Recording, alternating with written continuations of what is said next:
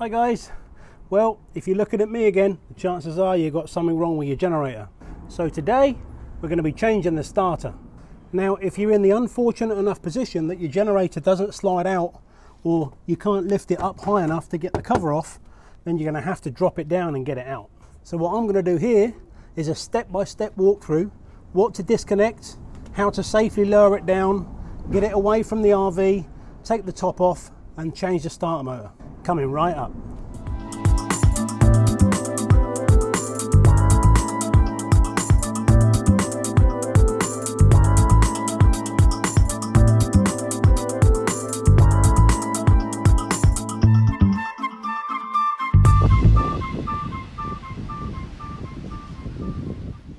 Okay guys, so before we start, there's a couple of things I like to do. I like to put it up on blocks. Just helps get that little bit of extra height that you need to get your generator out, because the generator is about 14.5 inches from top to bottom. So by the time you drop it down, you may not have enough clearance to slide it out from underneath the RV. So that couple of inches extra height just gives you that little bit of room to get it out. Okay, so the first job is getting the front cover off. That's fairly straightforward. Then we've got access over here on the left.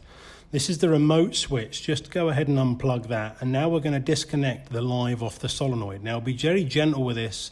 It's not very strong. This is 1/2 inch, whether you've got a spanner or a ratchet.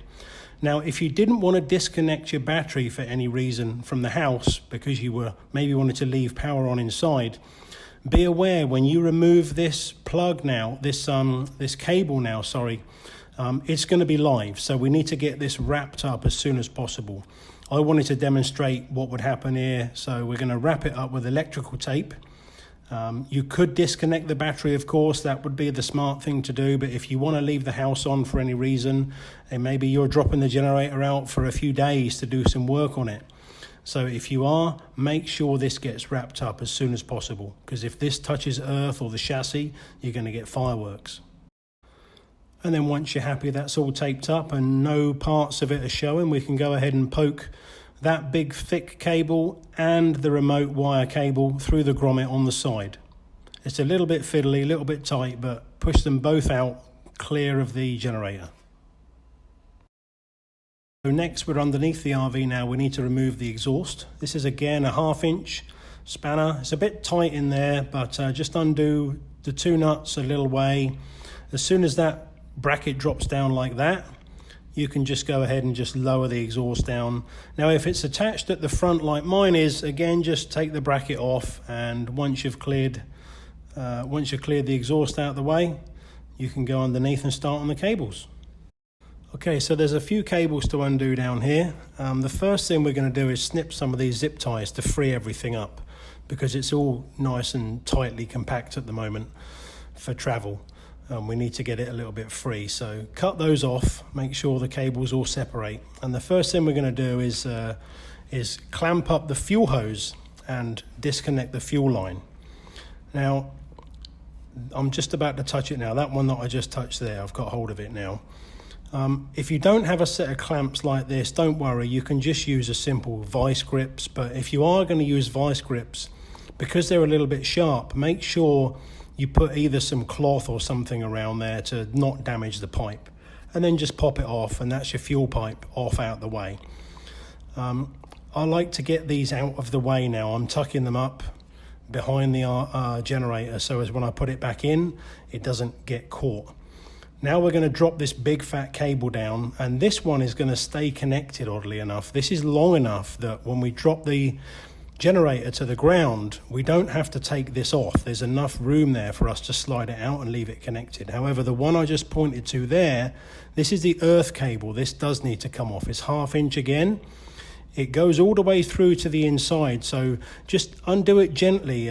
You don't want to undo the internal part of it as well, but once that nut's off, just go ahead and pull it out and tuck it out of the way again, so as it doesn't foul up when you put the generator back in.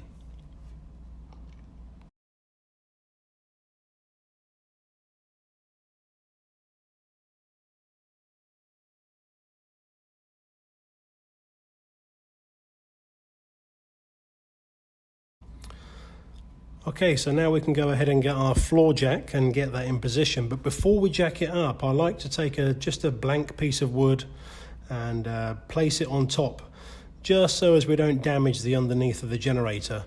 Now, the generator is slightly weighted towards the front, so the left-hand side as you're looking at it now, only a little bit. So you want to make sure that you're just slightly to the front when you position your jack.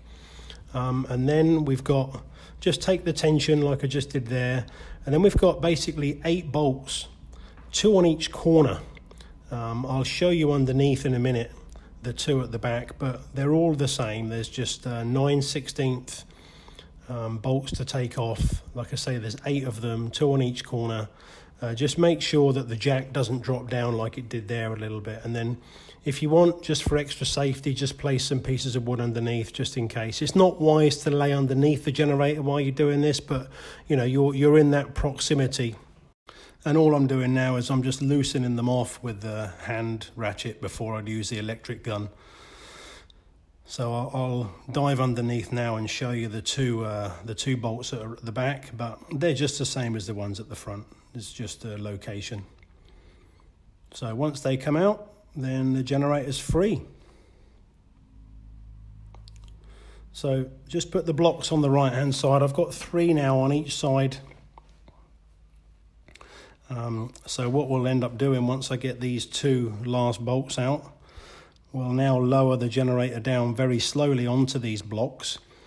The reason I've got the blocks there is because we need to get the jack away. So the blocks are going to allow that little bit of space so I can pull the jack out.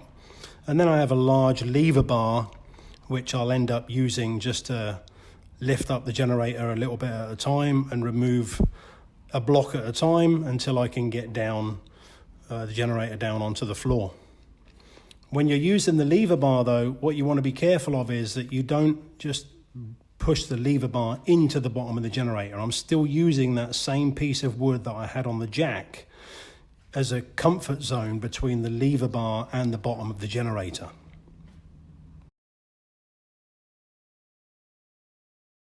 And then just slowly and surely, piece by piece, you'll end up lifting it a little bit and moving a block each time until you actually get it on the floor.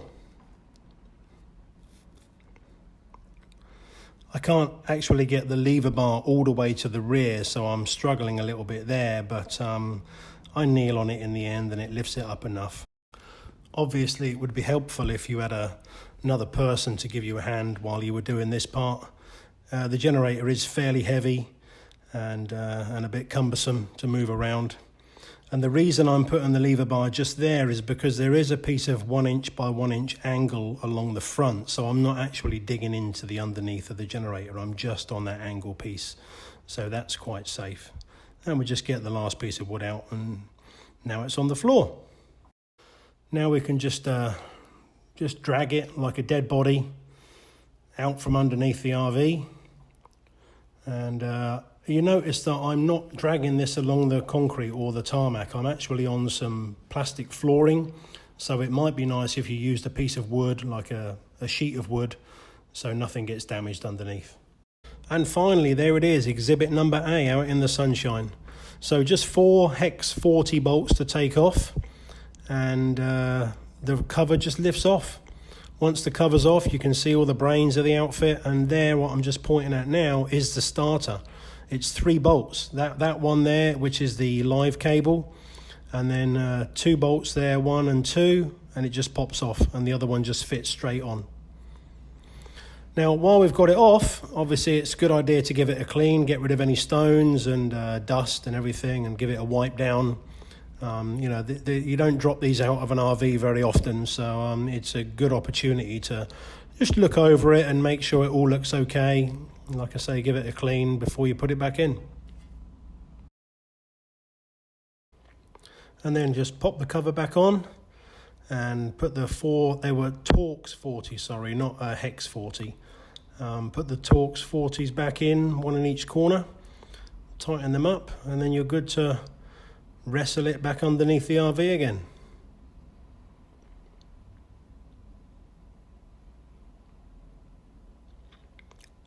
Again, it would be useful if you had somebody to help you, but you can do it on your own. So now we're just going to do the reverse really of dropping it down, just making sure that we don't poke the lever bar into the underneath of the generator, making sure that piece of wood is there for protection, and just little by little just start prising it up, and eventually you'll get it up onto 3 blocks and you can get the jack back underneath again.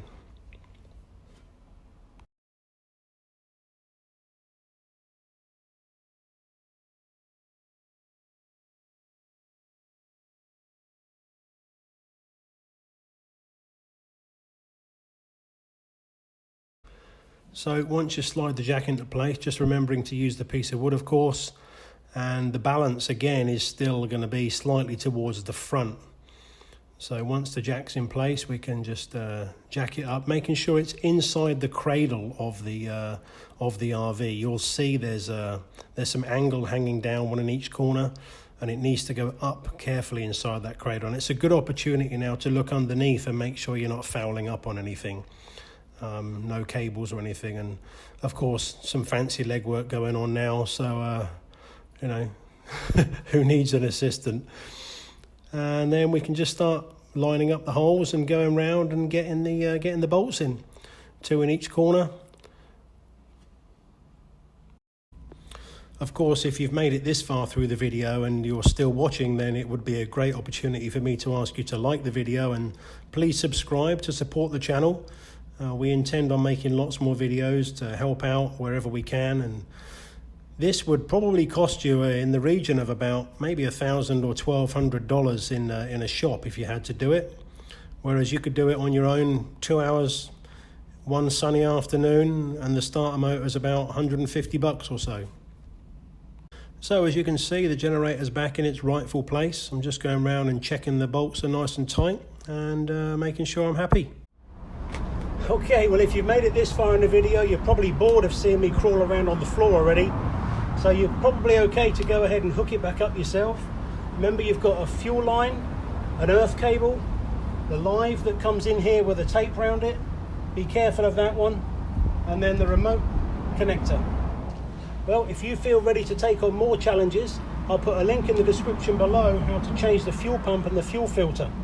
So hopefully this was helpful. If so, give us a big thumbs up and remember to subscribe for more RV know-how.